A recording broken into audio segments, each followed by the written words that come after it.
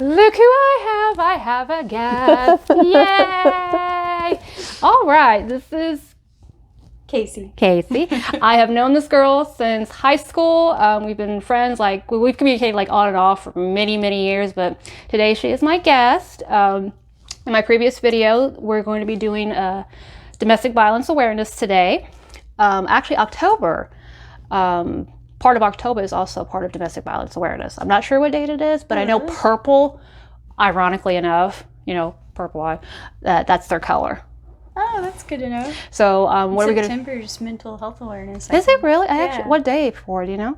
Or is it just the whole month? I think it's the month, but I think there's a day specifically that's like suicide awareness. Wow, I actually didn't know that. Yeah. No, I seriously, nothing. So this is a good season for this kind of stuff. So today we are going to be doing a teal purple eye. I actually have this chrome focus eyeshadow. Oh damn it! It actually will turn purple. Here we go. In certain lighting. But this is really, really gorgeous. There we go. There's the purple a little bit. But that's what she wants, and that's what I'm going to do. Today we are doing this because, like I said in my last video, we believe that victims of domestic violence or any kind of violence in a relationship should take their power back. It's not about the brutalizer anymore. It's not about what they went through as children or what caused their trauma per se. I want Casey to feel beautiful as the person that she is. It really is an amazing person. She's not, this isn't for the camera. This is actually her. This is how she's always been since I've known her. So I want to give you a really nice eye look today, make you feel good about yourself. And then we'll talk about our situations, what we've been through, and I'll go ahead and just let her talk about whatever she wants. So let's go ahead and get started. So, and like I said, nothing is off limits as far as what we want to talk about. I guess I'll start. How'd you meet him? My abuser? Mm-hmm. How'd you meet him? All right. So I had just gone through a period in my life where I had lost 4 or 5 family members. I started working at a new place where I didn't know anybody. And hold on real quick. I'm going to put tape on her eyes because we're going to make a really pretty wing for her. And I'm not good at freehand just yet. So I'm listening. So go ahead. If this is uncomfortable, please tell me and we'll move it around. Okay. So you met him while you were going through something. Yeah. I think it was a period of isolation and...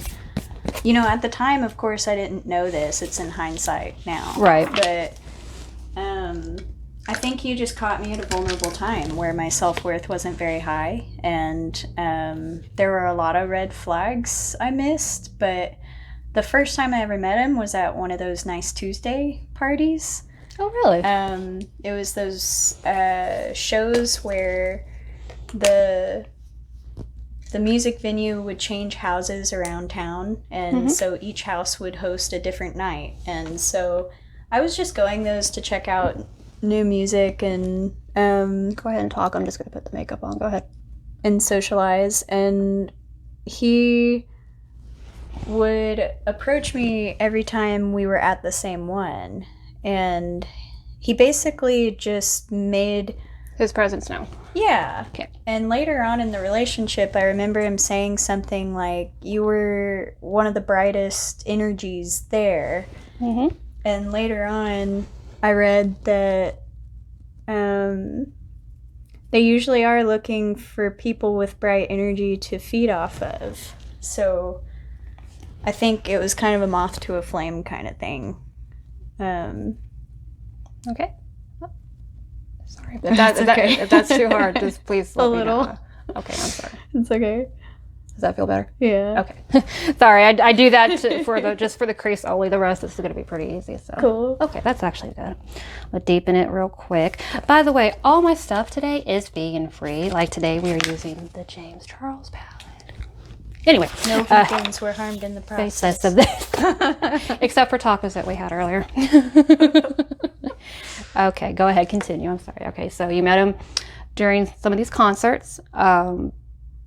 Like, were you drawn to him right away, or was it like he came to you? No, actually. Okay. I remember feeling like he had forced a lot of intimacy before it was appropriate, and I remember feeling like a little weird.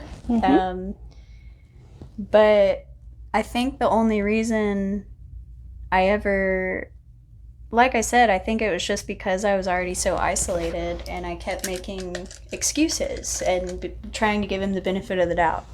So eventually, I think he kind of figured out what I was looking for. And so he pretended to be the answer to a lot of the problems I was having. And I think his willingness to be so forward eventually became something I saw as admirable, because I struggle with that myself, like being out there and putting myself out there. But what I didn't realize is he wasn't actually putting himself out there because he didn't actually care. Right. So I think I mistook somebody wanting me for somebody valuing me. And eventually I overlooked all the red flags because the feeling of being valued was more important to me than the shortcomings he had. So. Oh, that's pretty deep. Yeah.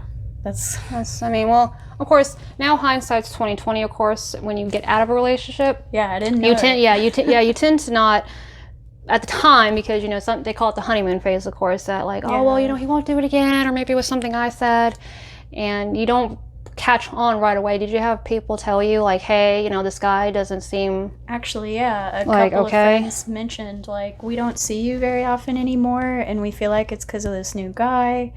I really hope everything's going okay for the most part. Yeah, they're like, we hope that you don't lose your friends or stop living your life just because of how this guy feels or what he wants you to do. And honestly, I think that actually drove me closer to him, because it turned into a us against the world kind of thing. And I was like, nobody understands him like I do. Yeah. And I've heard... I understand. Yeah. And I've heard that window of time in the beginning called the love bombing phase, where they're kind of grooming you to be addicted to them and to need them, so that it's harder. I never thought of the word grooming, but it's very appropriate. Yeah, it's like they're trying to domesticate human beings into being dependent on them in some way. So like... Right. I'm just blending this out, by the way. See how kind of deep it is going a little bit. I'm just gonna blend it out so it's not as like. I'm listening though. I'm listening. But no, I'm glad we're doing this, because a lot of it is about self-worth and feeling good in your own body again. Right. But it's also about like taking back volition of yourself, because like. And, tattoos can help with this too, but I can't afford the one I want yet. So I end up using makeup and hair color and stuff to... I think it's good that you find a way to just, you have an outlet to discuss these things. Like you said to me earlier before, we talked like a long time before we got back on camera about being in a safe place to talk about this. Because when you do feel isolated, you feel like, oh God, they're going to say something about this. They're going to say, I told you so. Or, you did something to set them off. You don't forget that you did this during the relationship. And they forget that, like you said, the beginning phase, is always the honeymoon. And then, of course, it turns dark. When did it, I guess, start turning dark for you guys? Do you know? Probably not until 1.5 years or 2 years in did it become undeniable to me. Right. But even then, I was still having... I'm listening, I promise. I was still having so much cognitive dissonance that even when it started to become apparent, I wouldn't admit it yet. And I feel like that's honestly why it lasted as long as it did, because that first 1.5 or 2 years was so awesome that it was so hard for me to imagine that this was the same person that I fell for in the beginning. And I mean, I didn't even really fall for him in the beginning. It's like at first I felt like he was pressing too fast too soon, but I think within that 3 to 6 month period is when I really started to become won over. And In hindsight, it turned out a lot of the things he had told me when we first started dating were not even true. If I had known he had just gotten out of a 2.5-year relationship that ended in physical violence, and she moved to a different state and deleted her phone number and her social media and everything. Oh, so this wasn't his first time doing this. Exactly. And of God. course he never told me that. The natural question came up when we first started dating, like, when was your last relationship and why did it end? And he lied to me, saying it had been years and he like hooked up with people but hadn't really dated. And it turned out, in reality, his relationship had ended like a month or two before he met me. And it ended really badly, and he didn't deal with it. He just went straight on to the next person. He didn't give himself time to, I guess, do what he needed to do to get over the relationship. He was just, you know what, I'm not gonna wait. Well, and the thing is, I don't think he really cared about her even enough to have anything to get over. Like, I think that's the reality, is he didn't wait because he wasn't hurt.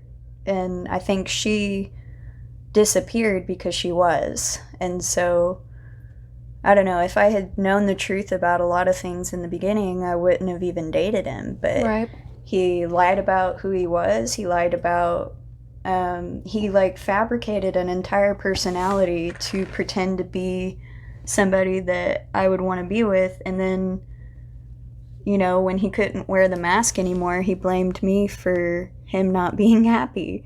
And I think it was a way for him to justify the way he started treating me. And I'm just Did it go bad really quickly after that for you? Well, it was mainly, it started small. Like, I wasn't able to hang out with friends without it turning into a fight with him, so I would end up just choosing not to hang out with friends just to avoid the energy of fighting. And so it's little things. Like, it started with little things, and eventually it turned into every time he was upset or had a conflict he wanted to talk about, he would resort to immediate character assassination and name calling and just like, you're the problem, degrading. And I'm like, can you just tell me what you're feeling and what you want to change instead of telling me I'm a this or a that? And like, it never was productive. It was always just, I'm terrible for this. You're the can't problem. Do this right. Like, wow, that's unbelievable. What was the final moment that there was no going back at this point between the two of you? Like, it got to the, I guess, so however you want to talk about it, you go ahead. So the point where I couldn't lie to myself anymore was, I went out to a show on Halloween and was supposed to meet him there, but he fell asleep and never showed up. Oh, goodness. Luckily, I had friends there that I ended up hooking up with, but they all left before I did, and I ended up getting assaulted at the bar. Or not assaulted, maybe groped or whatever you want to call it. It's still assault. You were touched without your knowledge and without permission, so it's assault. And I was pretty drunk, so I think people thought... No, do not minimize that, because... Well, that's what I mean, is like, I think I was a sitting duck. And well, it doesn't matter. You did not have probably didn't have the capacity to say yes or no to this person. That's so what either I mean. way, basically either way, it's assault. I don't care how you look, because again, that's part of recovery. Hindsight's 2020 now. Like, oh my God, like, why was this person coming up to me when I was not, within my right state of mind? Even if you were, why the fuck did you touch me? Well, and all of what I it mean? Like, was still pretty blurry, but I was certain something I didn't want to happen happened. Right. And when I got home and told my abuser at the time that... Oh yeah, we're not going to name any of these people, so... I kind of wish we could, but we're just not, because they're not here to defend themselves. Whatever. Anyway, continue. I'm sorry. It's okay. But when I was still with him, I told him what happened, and instead of supporting me or like trying to figure out the right thing to do. Can you close this slide that I'm working on? I'm listening. He just started calling me a whore, saying I was probably asking for it, how the fact that I was out without him at all meant that I was cheating. And, right. Because I wasn't allowed to go places unless he came with me. Otherwise, it meant I was asking to be raped. So that's kind of his mindset. So I end up just kind of breaking down, and I become like a shell of myself for a week after that. And I just let him abuse me because I feel bad for hurting him. Right. And it escalates to the point where he is verbally abusing me so much during this fight. I go into the bedroom and lock myself in there, and he starts yelling at the door about how I stole his weed and how more verbal abuse. So I just don't reply, and he ends up breaking down the door and taking the door frame out of the wall. So when he comes barreling into the room, I just start slapping him in the face over and over, being like, I can't believe you did this again. It's the 4th time he damaged doors in the house because he can't control his anger. That was probably the most destructive one, but it turned into a fight after that, and his friend came and got him after we were done rolling around, and he stayed at that friend's house all weekend, and I didn't see him until him and his mom showed up at my work demanding my keys so they can move his stuff out. And he ended up telling his family that I cheated on him, locked him out of the house, I cheated on him, beat him up, and then locked him out of the house. So his family came at me pissed. Pretty hard. Yeah. Without getting your side of the story, basically. Yeah. The mom didn't want to hear my side. And I think it's because the mom knows who her son is. And she probably thinks, well, he's just a sensitive boy. Or no, I think she knows. And I think she's afraid he's going to go to jail someday. So every time he is in these situations, she comes out and insists like Mama Bear. Victim. Yeah. And because she doesn't want her son to go to jail. Yeah, it's enabling. So, it's part of the cycle of abuse that does exist within these sorts of relationships. So most families know, like, I don't know, I feel like they're part of the problem if they know what's happening and they enable it. But by the way, what do you think of your eye? You can get close if you want. I mean, you can. I mean, here, get a little closer so you can see the reflection of it. I'll close.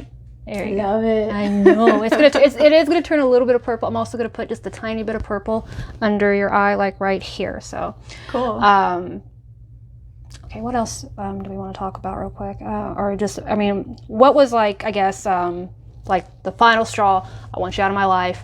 Get the fuck out. I don't want to talk to you anymore. That's it. Like, I'm done. I actually only went complete no contact with him a little over a year ago because he started dating someone we went to high school with. Got her pregnant. And we know a lot of people from high school. Well, and he got her pregnant within the first 6 months because I'm pretty sure he is going to try and make sure she doesn't have the luxury of leaving as easily when the abuse begins for her. And so that's what began my final he needs out of my life, because once I started seeing it happening to someone else, it's like something woke me up. Right. It's like I didn't have the self-worth yet enough to be angry for myself, but when I saw him beginning the exact same process on somebody else that he had done to me, I was like, no. Right. I can't do this anymore. And so was he like, you think he was cheating on you during this time, or looking back now, he was always accusing me of it, and he was always lying about everything. So I'm sure there are things I don't know about, but I do have people that have come up to me later after the fact that told me they had been with him, and it was around a time that I think he and I were together. So those are not good friends of yours, my God. Well, we weren't necessarily friends. It's like people that I ended up knowing later on after they had already done that, and they would be like, oh, well, just so you know. Do you want to do liquid eyeliner yourself, or would you like me to do it? Because I need never done liquid eyeliner. I need to know, because I'm not sure how because of course, YouTube thing. People do like wing eyeliners, but I mean, if you're not comfortable with this one, it's they're vegan friendly too. They're like a Dollar Tree. They're like a drugstore brand, but this is vegan. This has never made my eyes water or anything like that. It has two sides. It's got a thicker side for a thicker wing, or if you just want to do a line, just like right here, we can do that instead of the wing. But if you're not comfortable with this, just tell me. It's fine. Whatever you want to do. Let's give it a try. Why not? I'll just do a small line across your eye though, because there is a little bit of space between your eyelashes and your lid space. So I'm gonna just go over that. But I'll leave the wing look for that. And when we get done with this, I'm gonna give her a makeup wipe to get kind of like under here because it's a little bit dirty. If you get a little, let me give you a mirror. Oh crap! I don't have one.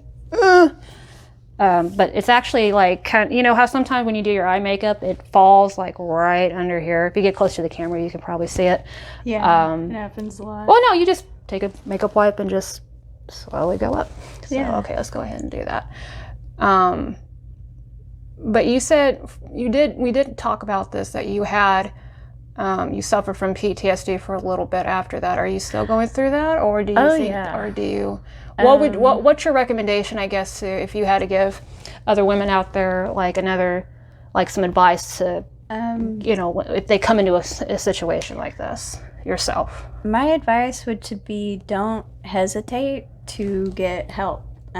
Go see a certified counselor, somebody with a degree for this, because PTSD is so many things, and if you don't know what you're dealing with, it can be very overwhelming. Me and a friend were talking about this the other day, how the like, we've described it as it's like a wave comes over you and there's nothing you can do about it. It's like a force of nature. And a lot of jobs or schools and stuff don't really cater to that. So right. Well, I mean, and that's actually kind of unfortunate, especially, and we talked about this the other day too, that that mental illness is not on anybody's like desk, I guess, these days to take care of it, because sometimes PTSD can manifest into violence that can trigger other people. I mean, if it can. Yeah. Okay, first of all, not everybody who's mentally ill is violent. Like we were discussing that off camera, and I was like, yeah, you're actually right. I need to quit saying that. See, that shows how a lot of people are not educated properly in this, and that's okay. I mean, but it's important to, I guess, be aware of the red flags and just absolutely get out. Like, if you, I mean, because our intuition is so strong sometimes. Of course, now we can look back and say, wow, you know, that's the moment I should have gotten out, or that's the moment that I should have said, hey, this is not going to work out between the two of you. But that honeymoon phase, and they say the right things sometimes, and you know. Most of the time people have abusive dynamics in their family, so they're not aware that what's happening is actually abuse, or they don't think that it's anything out of the normal. Like, one of the things I remember looking back on that really stood out was not only just him trying to force the unearned intimacy, basically. It was like trying to hold my hand after 2 weeks of meeting me for the first time. Stuff like that, where I was like, okay, this doesn't seem like it's rooted in anything real. So yeah, that's not even normal. Like, I don't even do that. I never did that even with like our high school friends. Like, I actually didn't like anybody touching me. So well, and that's kind of the thing. It's like when it feels like they're rushing the relationship, they're doing things really fast. Like, if they want to get married, they want to have kids right away. Big red flag. A few instances I wish I had taken more seriously was I saw his temper come out in little glimpses. Right. Like the first month of dating, I was wiping off the table with, I don't know if you've ever heard of Citrusolve. It's like an orange-based cleaner. It's all natural. It's like plant, green, whatever, no chemicals. And he had his gauges on the table, and he started freaking out.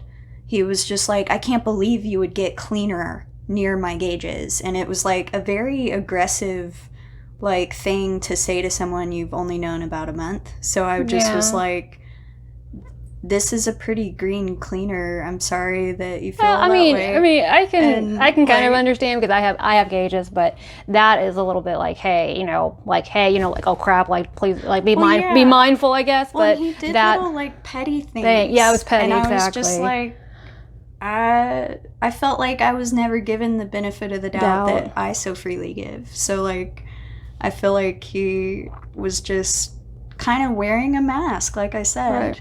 And I guess it was, you told me that it was in therapy you found out, or maybe you thought like, this guy could be like a narcissist or a psychopath. Yeah, my therapist thinks he's got borderline personality disorder because it's associated with the cluster Bs, which are histrionic, psychopathy, sociopath. Did he ever get upset when he was by himself and he couldn't get a hold of you? Or like, let's just say you were at work and you couldn't text him. Would he get upset that he couldn't get a hold of you? He made sure he worked at the same place I worked and got all the same shifts I did. And he was always home when I was home. And every time I tried to make a point about how we should do separate things, sometimes it turned into, who are you cheating on me with? I've actually have read, and this is pretty common with people with borderline, they do not like to be alone. They do not like... and I'm an introvert. I need to be alone sometimes. And I kept telling him that, like, you're not going to like the version of me that you get if I never have any space. Well, it's also to recharge. It's just a moment to just recharge and say, because me and Dylan do the exact same thing. We have, like, I like to go out and just get out of the house. It doesn't have to be for, like, all day. It can be just for an hour just to go to maybe Alta or somewhere fun, or just go to my parents. And he likes to stay inside, and it drives me freaking nuts sometimes because I would like to, get out and, get some fresh air. And I've had to, like, literally drag him out of his room and say, listen, you're coming outside with me. You're going to come and help me with this today. And it's just, and it's also good for your whole body health, too, to get sun and just to get out. Even if it's, like, 120, it doesn't matter if it's like icy outside. I'll just stand outside on my sidewalk and just to get out. Or if it's like 123 degrees outside, I'm still going to just go outside just to get some air and get some fresh air. But I actually have heard that a lot of your borderline personality disorders, they don't like to be alone. And they don't like it. There's that meme about BPD that's like, they're the I hate you, don't leave me group. Yep. And that's how it felt. It was I'm going to go ahead and take the tapes off, and then we're going to see the clean cut cat eye that I did. Sorry. It's okay. I pull up a little here. It's okay. All right, let me show you. I actually found a mirror. And like I said, I want you to kind of clean up underneath your eye. Do you see what I'm talking about? Oh, yeah. She's using her fingers. What's wrong with you? I'm just kidding. Nothing. There's nothing wrong with her. What do you think so far? I love it. See that clean cut? Do you see that clean cut on the side right there? I do. I might actually have to use a wipe under just a little bit underneath your eye, but that's why I said if you want to do it, I know a lot of people would prefer because it's sensitive in that area. Yeah, sure. Because it's, like I said, it's black right here and just on the edges. Like if you look, like right there. So I'm gonna let you clean that up. Do you want to ask me anything, or do you want to talk about anything else about, like I said, this is about domestic violence between both men and women. It doesn't matter who started it. It's just not okay for either to do. I know it's more common to see like men beat up women. There's actually a myth of mutual abuse. You think so? You think so? I don't know. I think unless both people are narcissists or sociopaths, I think one person... Just a little bit right. Do you see it? Right there. Yeah, you got it. Because they say that... Yeah, you got it. There is usually someone that began the power differential. Mm-hmm. And when people call it mutual abuse, it's because they can't tell the difference between which one of them is reacting and which one of them is perpetuating. And usually the person being abused ends up looking more unhinged, and they usually end up looking crazier than the one that's doing the abuse. Mm-hmm. So that's probably a good red flag. Like, If the person is I'm gonna get underneath calm. your eye right here, but I'm just gonna go. I'm just gonna. I'm not gonna do that. I'm gonna sweep back and forth. Actually, look up. Keep your eyes open and just look up. If this feels uncomfortable at all, say something and we'll stop. Okay, so look straight up. Okay, like I said, is there anything that maybe you wanted to ask me, or maybe, I mean, if you wanted to ask me, or maybe, anything like that, like we talked about, or should I just go ahead and just tell my side of the story? Yeah, wherever you want to start. Okay, I met my abuser online. Go figure. That's their favorite hunting ground, right? And would you rather have your eyes closed while I do this? I don't care. You keep kind of squinting away when you have your eyes open. There you go. That's a little better. I met my abuser online. Unfortunately, I had never met him before, and I was coming back home to live. The first couple months were fine. Whatever. He wanted to, get to know me and all that, and I got to know him. It definitely was a honeymoon phase from the beginning, but like you said, slowly but surely, his true colors came out. It would start with, I'm coming to see you, I'll be there as soon as I can, things like that. But it slowly turned into, hey, if you're not here at this certain time, then I'm just not gonna, show up. Or, and of course, like I said, I had just gotten out of a very serious relationship at that time, and stupid me, should have just given myself some time and just told him, listen, I'm not in the mood to date, I'm coming home, I'm not dealing with this right now. And like I said, it was always little things, petty shit, like, okay, well, if you're not coming to see me, or then you could just forget about it, or if you're not gonna do this or that for me, then, forget about it, it's slowly... The goalposts were moving is what they call that. Exactly. And we broke up and got back together so many times. It's just starting to make my blood boil. I'm sorry. Have you heard that statistic that on average it takes a person 7 times to leave an abuser? It's harder to kick than heroin. Every time I actually left him or whatever, he would left me, I actually felt better about myself because that negative, that negativity finally just went out the door completely. But at that time I was young. I still wanted to go experience life, and I realized, what, maybe this just isn't really what I want anymore. Because we were constantly, this went on for 2 years. 2 years too long, whatever. Just complete loser. He lived at home still. He was My abuser still doesn't have a car or license, or he just never left the nest. Off everybody. Yeah. That was kind of like mine a little bit too. But he did have a car and all that. It was just, he just would not leave the fucking nest for his life to be saved. And he lied to me about a whole bunch of other things too. I'm not going to really get into that because it's irrelevant at this point. And I decided to move out. Of course, a lot of my friends were saying, Janice, you're not really yourself anymore. You're not outgoing. You're always on your phone waiting on him to call you. I was at his beck and call. It wasn't the other way around. You were trauma bonded. You were addicted by that point. Yeah. Exactly. And I just finally decided, what? I'm moving out of my parents' house because I just, I'm just at that age now. And I told him about it. I said, listen, I'm getting my own place. I am going without you, basically, and I'm not telling you where I'm going. I'm not telling you where I'm going to live now. It's just basically... That's what my abuser's ex before me did. She was like, I'm moving, you're not going to know where, I'm getting a new number, I'm deleting everything. Well, I eventually changed my number. That was actually my fault for not doing that first, but whatever.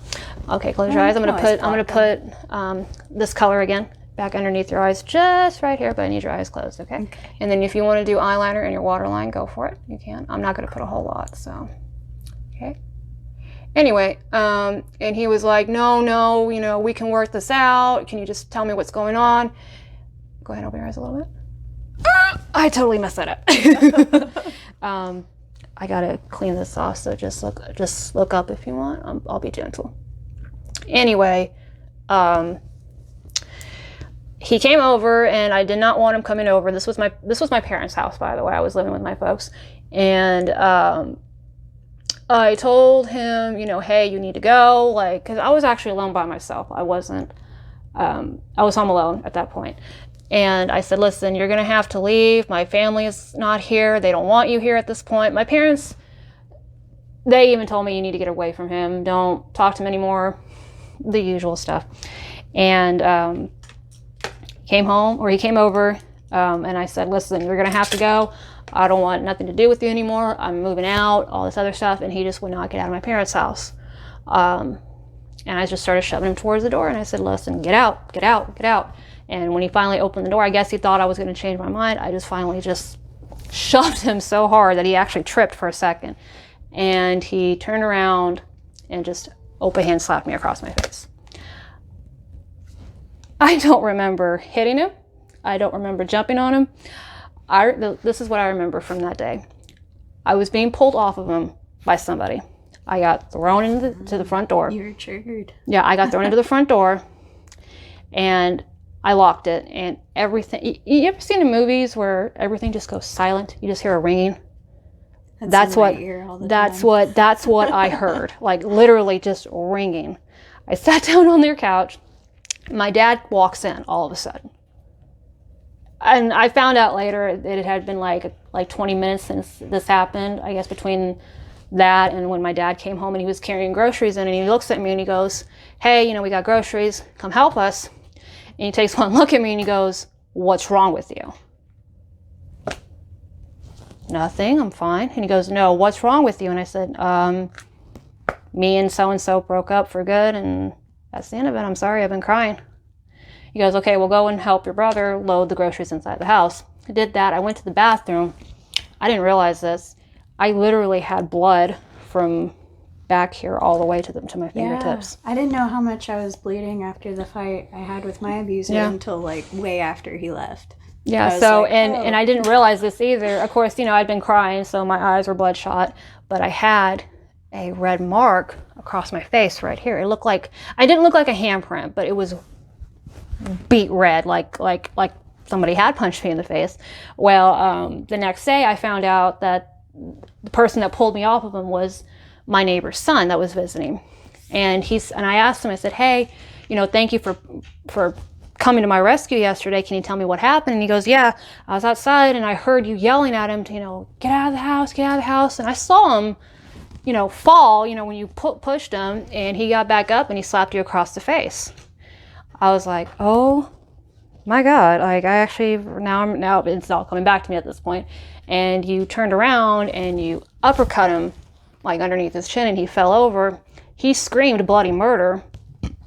And he was like, you were just wailing on him like this on his face. You were aiming for his next. I remember thinking that you actually got it, but he's like, that's the point when I pulled you off of him. And he's like, I remember looking at your eyes and they were dead like a shark.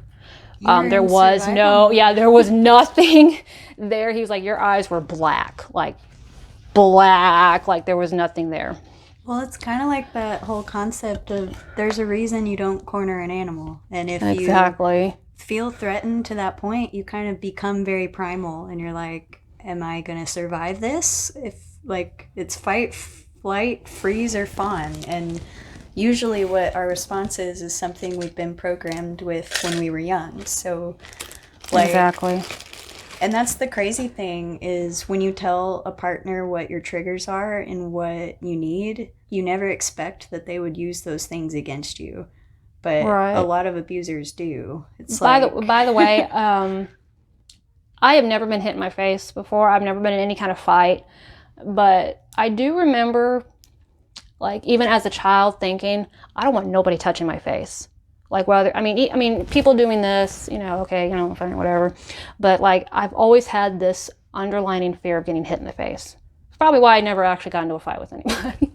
Seriously, I'll get into an argument. I'll get into an argument with you. I will scream at you till I'm blue in the face, but I cannot just have somebody walk up and just do that. I'll just lose my shit. That's probably why you were triggered. And what else did he say real quick before I lose thought?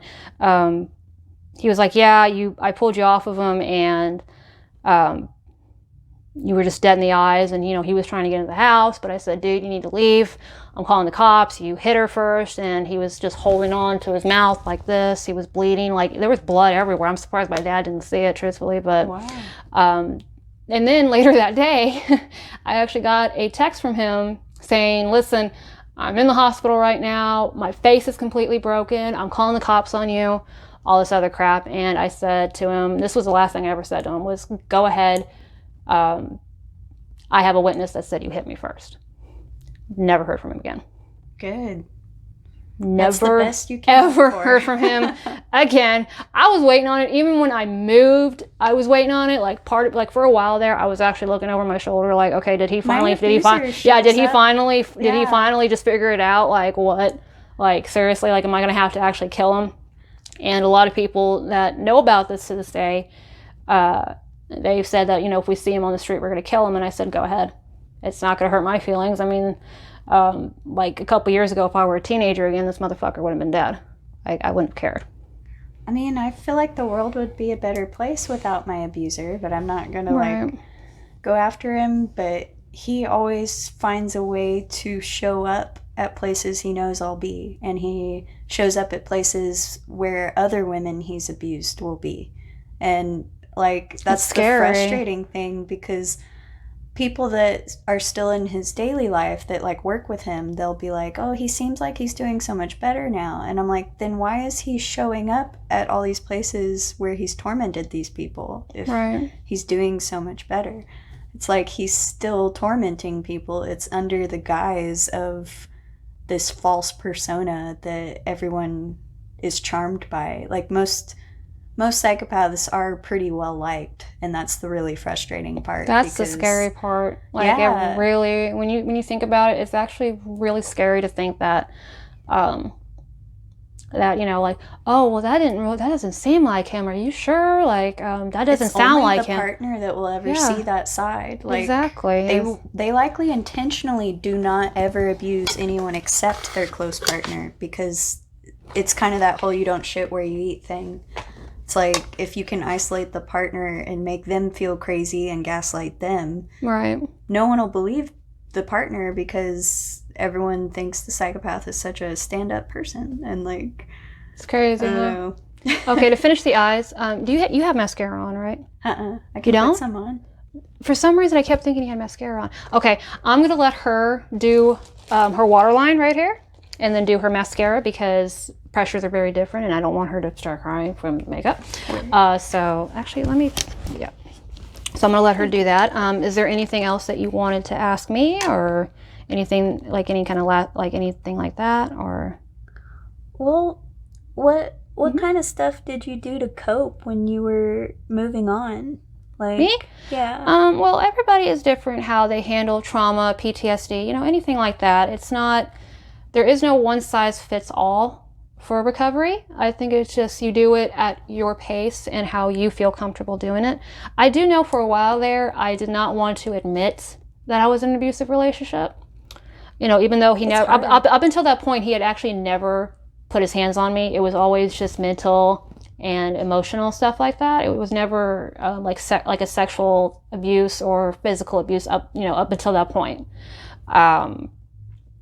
So that really just set me off, and that's, you know, for me to move on, I just occupied myself for a little bit with work, and, you know, in private, I started to, you know, understand like what he had been doing, and I looked in, you know, I researched it. Like, you know, you got to do your research, otherwise you can fall right back into the same patterns.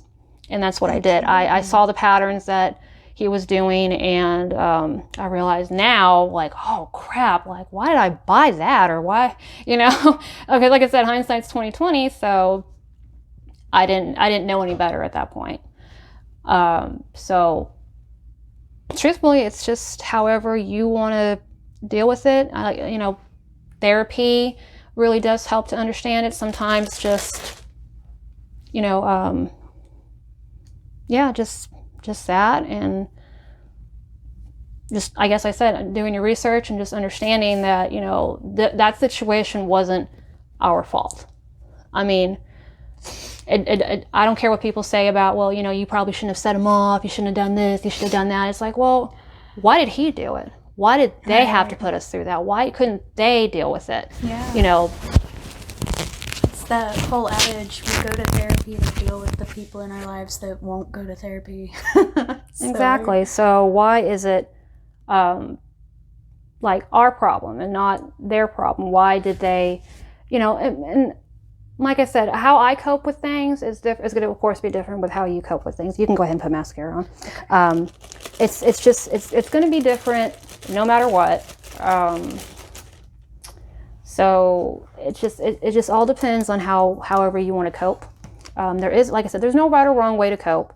Unfortunately, there are women out there who find themselves not doing their research and they find themselves right back into those patterns. Well, and they're so complex. Like, my situation was all of it. It was psychological, emotional, physical, and sexual abuse. Because that whole thing at the bar that happened, the very next day, my partner... Crap, my foot's asleep. I know, mine did too. That's why I stretched out. Okay, sorry, hang on. Okay. But, yeah, the very next day, he was, like, pressuring me into bed with him, and I was like, I still feel a little shaken about what happened. I don't feel safe. Yeah. I don't feel like getting intimate yet. And he kept saying things like, well, if it's mine, then let me have it. Like, if you are committed to me, you wouldn't even question this. And, oh my God. I had already been so beat down mentally by then that, I don't know, I have a lot of mixed feelings about that 13 Reasons Why show, but if you've ever seen it, No, actually I haven't. There's a scene where they show her getting assaulted and she kind of goes limp and dead-eyed, and that's exactly what happens. There's something, I think, especially in women, that's ingrained. It's kind of like when you see a dinosaur and you be still, maybe it won't hurt you as much, because it's like a cat with a mouse. If it plays dead, the cat might not be as interested. So okay, that's a good analogy. It's kind of your body's way of trying to protect you from abuse, is by like checking out while it's happening. So I think my lack of fighting made him justify it to himself that it was consensual. That's crazy. Yeah, and then there were things he had always wanted to do sexually during our relationship that I was never open to. And after we broke up, there were times we would go on and off again. And after the first time we broke up, the ways we would interact later, he would just do the things during the act that I was never okay with. Right. And so I think it just kept escalating. Every time he did something, the next time something happened, it was a little bit worse. And that's why I think people underestimate how it can go from 0 to 100, because it is so gradual. It was like the first terrible thing didn't happen until almost 2 years in, and then the worst thing that happened was like 5 years in. So that's crazy. I don't know. People think, you would never accept treatment like that. And if it happened on the first date, of course you would not. But, like, it's not until they've gotten you trauma bonded and they've figured out your psyche well enough to pull your strings, basically. And so I almost would say the entire relationship was not consensual because of how dishonest he was about his entire self. Like, not just his past, but who he was as a person. And like... Right. I'm going to contour her cheekbone right here and give her a little bit of, because you can see she doesn't really have it. Some definition. Yeah, I mean, actually nobody's ever really asked me that, how I've coped with it. I mean, like I said, therapy and coping are not a one-size-fits-all. So everybody is going to deal with trauma and things like that in their own way, whether it's just simply moving on and never talking about it again, or unfortunately some women do fall into the alcoholism and the drugs. Struggling. Yeah. I'll go 6 months really well with not drinking and stuff, and then I'll have something hit me and I'll go through a while where I'm struggling again. But well, I'm talking like it's to the point to where it just interrupts their everyday life. Like they can't go to work without drinking, things like that. Yeah. But that's not always common. And, you know, I kind of want to interview somebody, like actually a male that's gone through this, because I think it's very underreported because, you know, well, you're really a man, you know, you're not supposed to be doing that and she would never hurt anybody. But unfortunately, I have seen a woman abuser and it was not a joke. Like she just, yeah, it's just not a joke. I mean, and it's just so sad as human beings that we just have to resort to that kind of mentality and control of somebody because we are insecure with our own lives to do that. And that is so sad. My dear, just right here a little bit. It's going to give you some definition to that beautiful cheekbone. It's not going to be a lot. I will say, I think massage therapy helped me with the intimacy thing. Right. Because if it weren't for, like, a safe way of human touching, I would have had my guard so tightly shut maybe the rest of my life. Like, and I started massage therapy not long after some of the hard stuff happened in this relationship, and I think it was really vital in me remembering that there can be positive human connections. And I've still kind of struggled. I've only dated one other person since my abuser, and it lasted a short term because I honestly think the main reason I dated him was because I felt so safe with him. But I think he figured out sooner than I did that it wasn't really a good match. He was like, we don't seem like we're compatible, Yeah, and I think I mainly just appreciated the fact that it was someone I had known for a long time and felt safe with. Just let you know. And, yeah, it's the kind of person I think I needed someone I could feel like I wouldn't be attacked or like... Right. You know, I mean, and for a while there, I did find myself, I guess my next relationship after him, I didn't really notice either, or I just didn't really care to notice that in some ways he was, I don't want to say controlling because I think that's a little too excessive with this one, but he wanted everything done his way.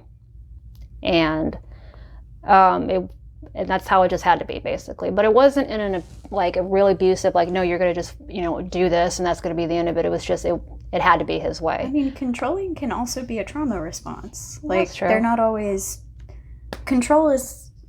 Oftentimes it can be abuse, but sometimes it's a result of a person feeling out of control because of something that happened to them. Right. So they need to feel like they have control of something in order to not feel in danger. And...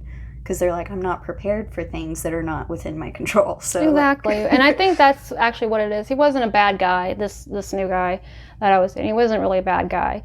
But I do think, looking back on it now, maybe I just wasn't really ready to move on. I wasn't properly prepared to deal with it, like I guess a normal person should. And I'm going to put a highlight on those cheeks. So I think... when I did finally get out of that relationship and I met my husband, in the beginning, you know, it was really good, you know, not that Dylan's ever put his hands on me, whatever. But I did find myself getting that way too, having trauma responses, telling him, no, this is my house. I'm going to do it how I want to do it. This is not your place. You're just a visitor. And he finally, just an Aries thing. Well, no, no. Yeah, that's true. And he finally just sat me down and he said, listen, I'm not your exes whatsoever. And if that's how you see me, then, you know, I'm going to head out and that'll be the end of it.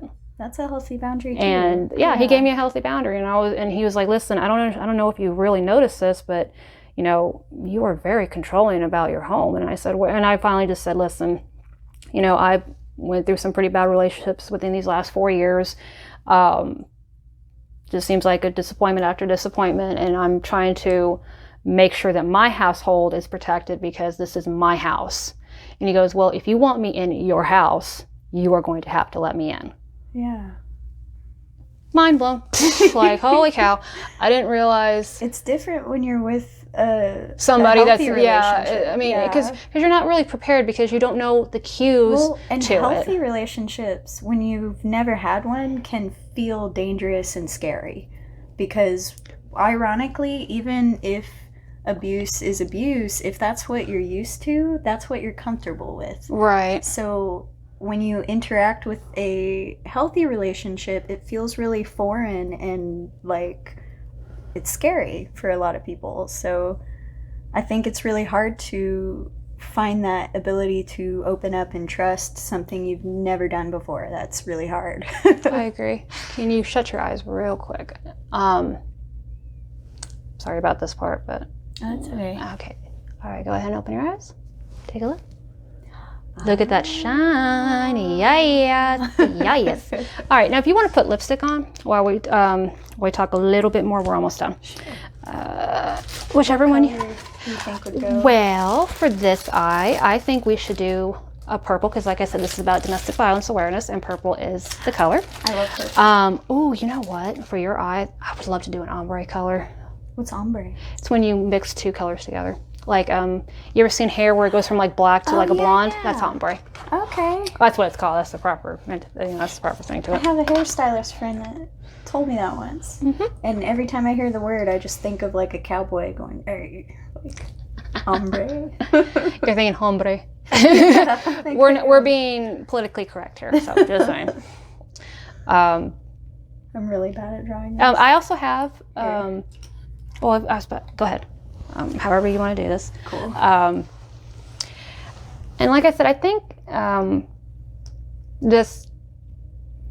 it's just important as women that it's always look for those red flags in any kind of relationship, whether it be with some like an intimate partner or even with friends, because looking back, some of our friends, we were like, I'm like, wow, really? You're gonna be like that? Like, I mean, it's crazy. It's just absolutely crazy. There's a really good website called psychopathandlove.com. There is such a thing? Yeah. Oh my God, I had no idea. They tell you what all the red flags are. There's like a wealth of information on there. It's pretty great. Sorry, I keep messing this up because I'm talking. Well, is there a question that you want me to answer while you're doing that? What was one of your favorite resources after getting out? Like, what do you think helped you the best? Definitely the internet. I know it's so cheesy to say and so cliche, but I mean, with the information, the technology that we have available to us in this day and age, it's very good to, maybe look up places that, they offer like free counsel groups like AA and NA, and there is a national domestic violence hotline that helps women or men get out of these situations in a safe way, because there are unfortunately abusers out there that will track you down and create more harm, and it's just so unfortunate. But actually, I think my abuser was planning to follow the girl that ran from him. Oh goodness! When I scary. first met him, he was talking about moving to Colorado, and I guess that's where she went. And the only reason he didn't go is because he started dating me. So then he started working at my job and making friends with all my friends and infiltrating my life. And after a lot of the cheating kind of stuff came out into the light, I figured out he had figured out where she was somehow. Like, I saw her name being searched through databases on his computer. And I was like, he's trying to find this girl that doesn't want to be found. Like, that's kind of scary. That's creepy. That's like a huge, red flag. Exactly. And like I said, I just looked online and looked up, I guess, the cycle of abuse and how it starts and then how it can end. I spoke to my family a lot. I reached back out to the people that were telling me about this idiot. And I told them, just don't say I told you so, because it makes me feel like a dick. Mm-hmm. I don't know. I guess I guess in a way I moved just on my own. I didn't really Because once I have made up my mind about somebody getting out of my life for good, that person doesn't exist to me anymore. I don't care if you are alive right in front of me breathing, you don't mean nothing to me anymore. Because I've actually have been told that my cold shoulder is worse than my temper. Although I try not to lose my temper as much, I'll probably just get like a little hot-headed for the moment, but I actually won't like lose my mind, as they say. But I just moved on slowly but gradually, realized it was Dylan that actually made me realize, like, wow, like, I'm being the controlling person. I'm not, giving somebody a chance. And I wasn't in a really good, healthy relationship. I've never known what that's like. So it's like, wow, You're protecting yourself. Yeah. It's like a trauma response, like you said. I did this wrong. You're fine. Nobody's perfect. I've got to overdraw the other one now. Hey, you know what? Hey, in this day and age, drag queens are everywhere. Everybody just does overline moves. So, plus I have a plan what I'm going to do when you're done. Cool. With the highlighter.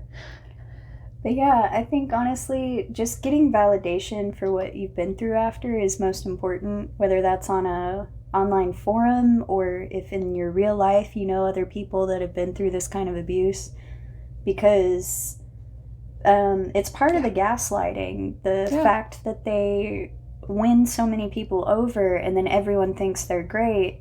That's part of what makes you feel crazy when you're trying to say he's abusive or, so you really need to be around people that get it, or you need to talk to people that have been through it because they will validate you. And so if you can't find that in your everyday life, go online like I said, with the internet and of course modern medicine always changing, there are ways to cope with it. Some women will go to therapy. Some do unfortunately have to take medications because, it was such a traumatic event for them. Of course, we hear stories of the abusers coming back and like setting them on fire or throwing acid on them, disfiguring them forever.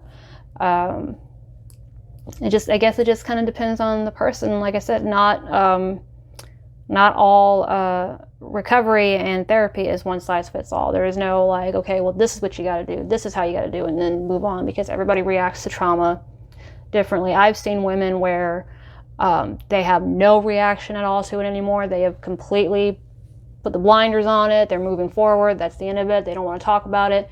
That was in their past, whatever. And then I've seen some women that just won't leave the past. They're stuck. Mentally, they're stuck. And that's PTSD. Yeah. If they're stuck, it's because they're still living it in their head. It's like a flashback they can't. It's kind of like... It's repetitive is what it is. Well, it's repetitive. Yeah, it's repetitive. It'd be like, what would you say to somebody that came back from war? Like, would you tell them, move on already? Yeah, or would you understand that they're probably going to have flashbacks and they're going to have PTSD? So, like, I think that's why a lot of this gets minimized, because people don't understand that that's literally what can happen to someone who's been abused, is they can be as traumatized as a veteran. And exactly. And minimizing it, of course, like we've been talking about throughout the video, is well, you set him off, you said this, you said that, or you didn't do what he had asked you. If you had just done what he had said, you weren't available enough, so I cheated on you. Like, this is my personal favorite. Is, well, honey, it didn't really mean nothing to me. Oh, thanks. Well, okay, so what does that say about me? Right. You know what I mean? I mean, it's so stupid. And like I said, minimizing it, because I actually had somebody on my last video, I deleted the comment right away. They said that, well, whoever beat you up or your friend up, I'm paraphrasing, I'm just paraphrasing. Whoever beat up you or your friend clearly didn't finish the job because, you keep talking about it. And it's like, dude, or whoever sent that, is ignorant. Yeah, you're very ignorant, and you probably have never been in an abusive relationship, or you are an abuser. Right. They identify with abusers. Yeah, so you think that it was our fault? I mean, really? That's Come on. Another thing people should be wary of is if somebody knows... Can you close your mouth real quick? I'm sorry. No, just like that, real quick. Don't worry, I wash brushes, don't worry. Cool. Okay, continue. I'm sorry. But yeah, if you tell someone what you've been through and they try to Close your eyes and just talk. minimize it or stand up for your abuser, there's probably a reason for that, and they might identify with your abuser more than they do with you. So those kinds of people are good to cut out of your life just as much as your abuser is. So what did you I guess and I'll answer this too. What did you do when people would tell you that, like to your face, like, hey, you probably were asking for it, or you didn't? At first I went crazy. I probably looked exactly like what my abuser was telling everyone I was. I was unhinged and couldn't formulate myself. I would end up just leaving, or people would think I was being rude because I couldn't talk about it or hear it anymore, and I would just freak out and leave. And so I think that kind of made me look less credible because I wasn't able to articulate what happened because I was still crazy from it. Like, gaslighting is more insidious than people give it credit for. So, like, I have to agree. I just felt like it was driving me nuts. And so, and I think even some of the people were well-meaning because they still have their rose-colored glasses on, thinking that maybe there's a little bit of good in everybody and they deserve a second chance. Yeah. But even when people are well-meaning, I think the best thing a well-meaning person can do is never... I mean, honestly, if somebody's telling you what happened to them, the best thing you can do is just say, wow, that sounds really hard. How did you deal with that? Instead of being like, maybe he didn't mean it that way. Maybe it wasn't actually like that. Because then you're invalidating them. And a big part of an abusive relationship is the entire relationship was that person invalidating you. So to hear that from other people, it broke your heart. It's re-traumatizing. It like brought me way back to that initial moment. So it was like, I think that's why I just had to cut those people out. And I think they probably judged me for that because I look like the one that's intolerant and like volatile. But I'm like, this is my life on the line. Like, I can't have you. By the way, if you start crying, I'm gonna start crying. Sorry, I don't want to cry all this makeup off. But see, this is recovery. This is what. Come here. This is what recovery looks like. It is okay to cry now about it. It's perfectly fine. There's nothing wrong about it. I mean, this is what I meant by this is a very strong girl right here. Thank you. But yeah, I keep trying to tell myself that... Do we have napkins in here? I'm listening, I swear. I swear to God we're listening. Our taco napkins. If I get hot sauce in my goddamn eye, I'm going to be so pissed. I mean, and that's okay. Like I said, this is part of recovery. It is okay to talk about it because I mean, as an individual myself, I have found that if I do not talk about these things, I find myself blowing up at people that don't need it. And that's not fair to them because now you're just, you're repeating another cycle that you don't want to continue on, and that's okay. I mean, everybody, like I said, it's not a one size fits all. You did everything. Well, I blew my nose on this, and I'm like, here you go, just take it. Everybody is going to just deal with trauma, a different way, and that's okay. It's okay to cry, ladies. We're women. We have uteruses. We're gonna have periods. Whatever. Men can cry too. It's ugly, but they can cry. So. I think it's always good to have somebody to talk to, and I think that there's really not a platform out there for victims to talk about, because I actually saw a YouTube video, and I'll probably post it or something. That it was actually in victims. I mean, it's like that comment that you mentioned. A lot of victims are so raw that to put themselves out there and then to be received that way, like people it's like being abused all over again. It can be really damaging, and that's a big reason why a lot of victims don't come forward, because they're trying to survive, and if they aren't met with validating listening ears, it's just too much. So I mean, because I've reached out back to her. Actually, I don't even know why. I mean, we just simply reconnected online again. And did you ever feel uncomfortable talking to me about this, or were you like, you know what, this is Janice, I'm going to talk to her because maybe she might have Well, and I've known you a long time. Yeah. So I think knowing who you are and that you would understand made it easier to open up about it. But honestly, I have become pretty open about it this past year because the breaking down the door and the sexual assault thing happened at the end of 2015, early 2016. And he tried to entrap me in a pregnancy as well, which is why what he's doing to this new girl felt so familiar. I was just like, he's trying to entrap her before she can get away. And it was all just so much that I couldn't really talk about it those first 3 years because I was still processing. And when I finally got to a place where I felt like I could say my story and be okay with people not believing me and be okay with people pointing the finger back at me, that's when I started being honest about it, because I feel like you can only live so long without part of yourself. Like, if part of yourself is always hidden, it's like you never feel whole. So I felt like I just needed to be fully what I am now. And I don't like calling myself a victim anymore. I like the word survivor because I feel like I owned the victim title back then, because I don't think it's a bad thing to lay claim to victim in a culture that's constantly telling women they're asking for it. Because no, we're not. Sometimes we are victimized, and that's a real valid thing. Like, you can't. Well, I don't know. I got a new word for you, and it's no longer survivor. You want to know what your new name is? What? It's Casey. Thank you. That is who. That's the title that you need to have. Is Casey. Yeah. I'm tearing up again. God damn it! But I don't care, because you know, like you said, we hold on to those titles for a long time. With and they were nice that I cried and I was depressed about my situation. Like, oh, like what I'm doing right now. Like, oh my God, like why did I let that get so far? And then I remember one of our friends, they were like, hey, Jan, and then, that was my nickname in high school and growing up, don't ask. And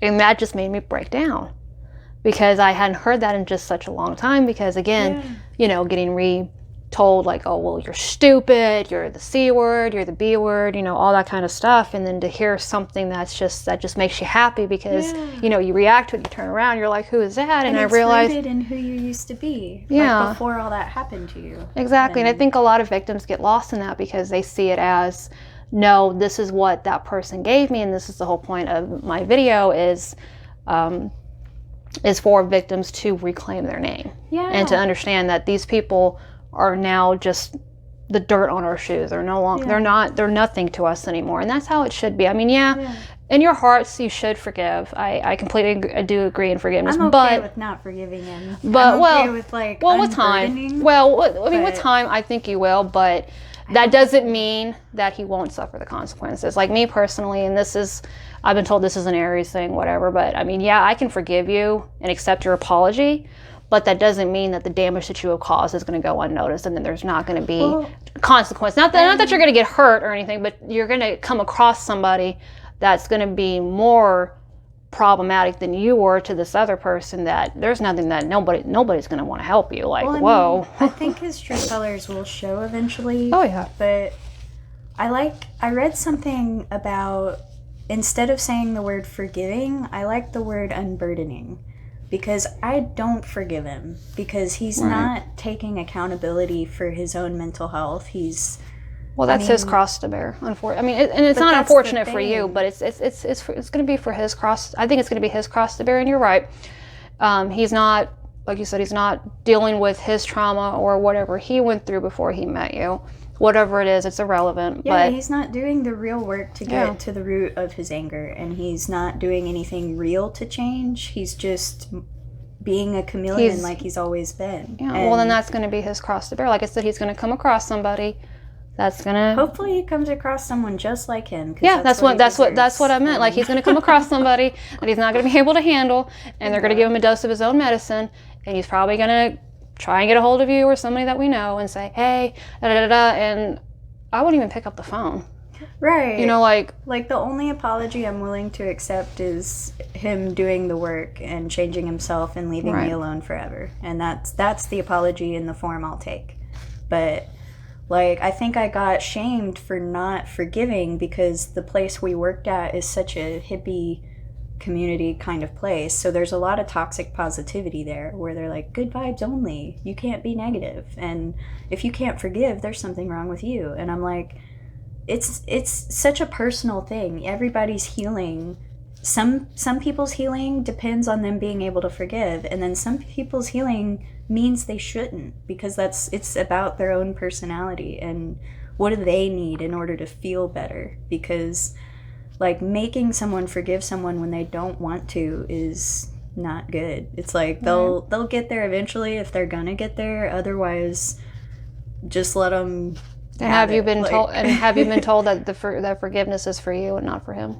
I have been told that, and that's why I like the term unburdening, because I feel I've unburdened myself from him without having to forgive him. It's like I don't hold on to anger and wish him badly anymore. It's not something that like keeps me up at night like it used to, but it's still one of those things where if he was dying in front of me, I'd probably think that the world would be doing as it should. Like, I actually said the same thing about a friend of mine, her ex-husband. Like, if he, like, because I'm a trained CPR. I'm a CNA, by the way. More stories on that later.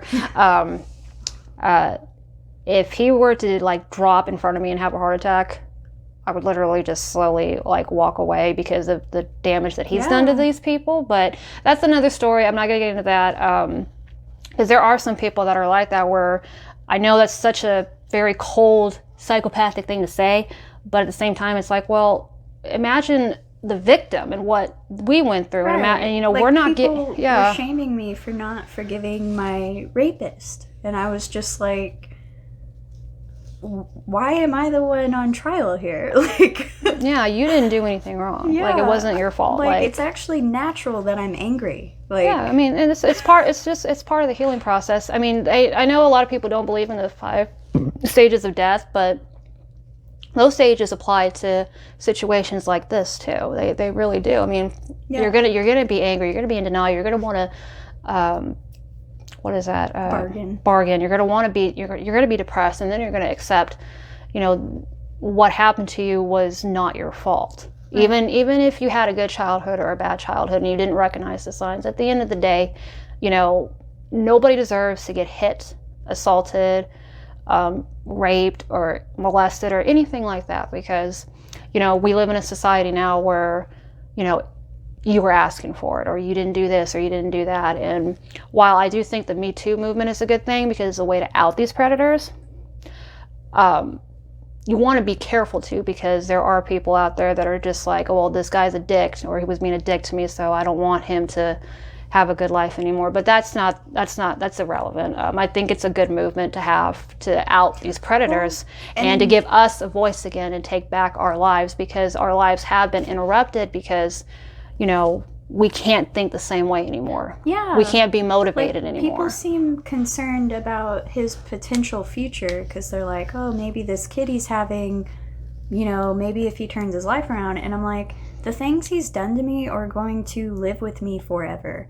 And I feel like until he has spent 10 years in prison or 5 years in some intense therapy, I will never feel justice for what happened to me. It's like, I think people think that they're making me feel better by being like, oh, he's being so nice to everybody and this new girl now. And I'm like, that it's like, I have to live with what he did. And people, like, they want to question what is this going to do to his life sooner than they question what did he already do to mine. And like, what would you do if he came up to you right now and said, Casey, I want you to completely forgive me. I've been a dick to you and you did not deserve that or anything? Like, what if he came up and did like the textbook apology to you? What would you say to him right now? Probably say, if you're really sorry, do the work and never speak to me again. Yeah. I know what I would say to my abuser. Go F yourself After I punch him in the face. Fair. Actually, no, let me take that back. What I would do is I would call everybody and just say, okay. And probably just snap my fingers and let everybody walk in on them and just close the door and don't walk out. Let them deal with them. Because like I said, a lot of people who know me and love me do not, they're not happy with this. They were not happy that I kept this, that I kept it a secret. And I said, well, listen, it's completely different when you're the person that has to deal with it. Right. It's just completely different. It affects everything. Like, I was lucky enough that I was able to take off some time between jobs, but if I didn't have that option, I probably just would have got fired, because there were times I woke up and just couldn't get out of bed. Yeah, it's part of PTSD. Yeah, and it comes in waves. Like, I'll have some really good bouts of time. I'll go a few months where I feel pretty normal and things are going well, and then something will hit me and I can tell that I'm going into another wave of depression, or you can kind of tell when you stop having an appetite, you start having insomnia, there are little tells that can kind of clue you in that you're about to go into a wave. And so now that I've kind of figured out what those are, I think things are a lot more under control. But at first, like, if I were not in the socioeconomic position I was in when this traumatic thing happened to me, I might not have survived it. Because when I think of how I felt and how everything was going against me at that time, and then I put myself in the position of, like, poverty, or if I think, what if I was born a person of color, like, and had that much more going against me, it might have been that much to push me. So that's why I take this so seriously, because I feel like these people are killing people without ever touching them. So, and it's madness. But Right. Do you feel like this is going to help you a little bit, like talking about it? I mean, it doesn't even have to be on camera, just even just in general, like just talking to me about it, because we actually haven't sat and had a good, like, conversation like this in many, many years. And as you can see, this is very triggering for her, and that's okay. That's okay. It's part of healing. It's okay to talk about these things. Yeah. Do you feel okay talking about this as friends? Like, hey, this is. I mean, I want to get my story out. Honestly, I am right here almost all the time. Like, life is pretty unbearable, like, mostly. I'm not, like, saying I'm having a hard time now, but, like, I find a lot of things about existing pretty painful. And so I think the more I just get honest about that, the less it has power over me. And I feel like the more I tell my story, I think the more people will hear it, and maybe something will click for them, or something might help them because they relate to something I said. So I'm just pretty honest about it at this point, because, like we were saying before the video, I've lost all fucks to give about what people think anymore, because I'm the only one that lived through it. I'm the only one that knows my truth. And I think I wasted a lot of energy trying to convince everyone, when I could have put that energy into focusing more on my healing and what I need to do for me. Because trying to get people to see what you see, You can't. it'll drive you crazy, because they'll never see it. The abuser will never treat other people the way they treat their intimate partners. So that's always it's usually how it is, especially I think everybody just deals with people certain ways, whether it's abusive or not. I mean, but